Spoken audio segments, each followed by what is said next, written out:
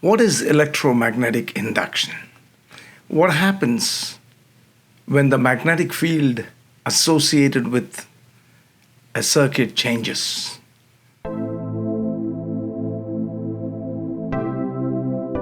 Here is a problem that many students found very difficult to solve. So let's find the solution. A student takes a strand of copper wire and forms it into a circular loop of circumference 0.395 meter. The student then places the loop in a uniform, constant magnetic field of magnitude 0.00313 Tesla that is oriented perpendicular to the face of the loop. Pulling on the ends of the wire, they reduce the circumference of the loop to 0.107 meter in a time interval of 0.572 seconds. Assuming that the loop remains circular as it shrinks, what is the magnitude of the average EMF induced around the loop during this time interval? So it's a copper wire that's bent into a circular loop. The circumference is given, and the loop is kept in a way that it's perpendicular to a magnetic field.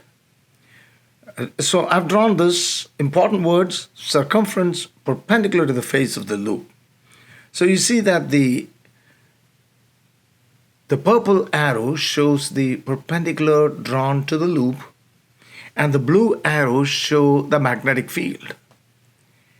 You can see that the loop is kept perpendicular to the magnetic field, which means that the perpendicular drawn to the loop makes an angle of 0 degrees with the magnetic field. So in other words, the purple arrow and the blue arrow, they are parallel to each other, so the angle is 0 between them. So the angle is always taken not with the face of the coil or the face of the loop, but with the perpendicular drawn to it.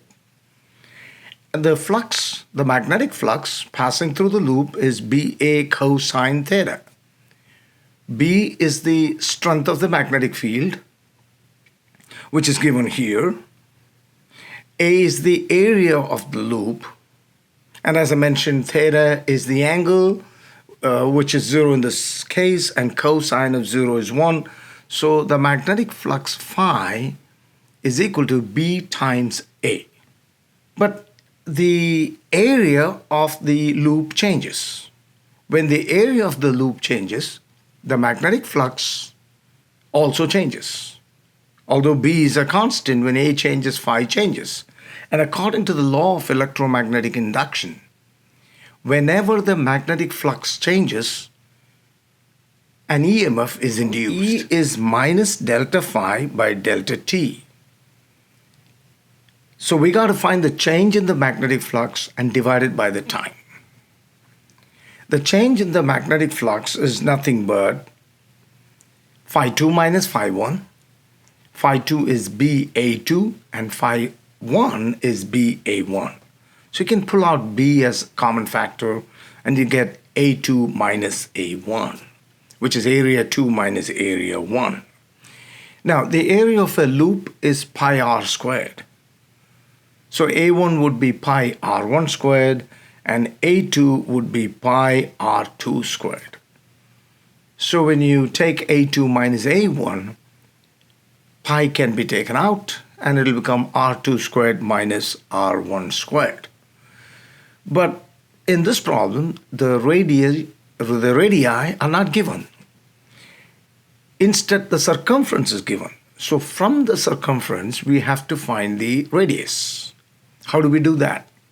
We know that the circumference is 2 pi r, 2 pi times the radius. So when you rearrange, the radius is going to be the circumference divided by 2 pi. So we can substitute that, and we can say it's b times pi, and instead of r2, we can write c by 2 pi, c2 by 2 pi. But remember, it's squared, so it's c squared by 4 pi squared. Okay, so that's going to be c2 squared minus c1 squared, actually.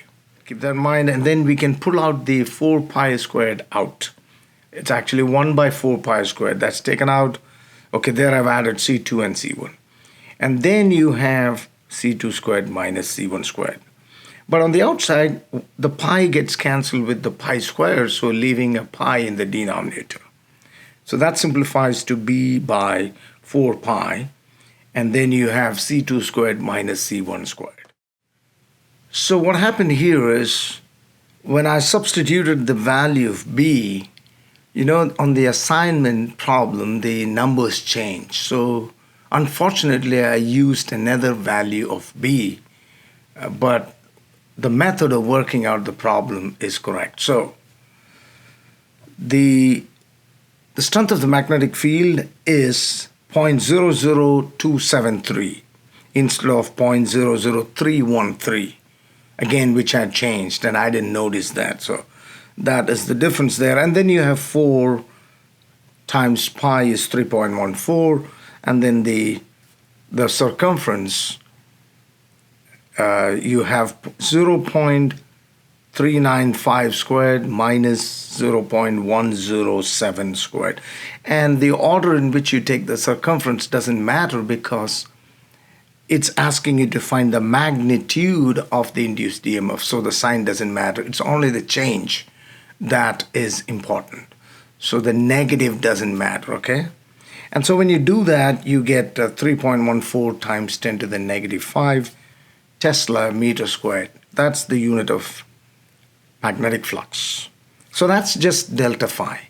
Now to find the induced EMF, you got to divide that by the time. So let's do that.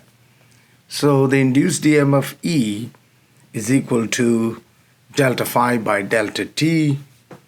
Actually, you have a negative there. Again, I've neglected the negative because we are only interested in the magnitude, which is the size. So we already got 3.14 times 10 to the negative 5, and then divide that by the time, which is 0.572 seconds. And you get the induced voltage. The answer comes out to be 5.49 times 10 to the negative 5 volt. And I hope you all understood how to work out this problem. Thank you, and see you on the next video.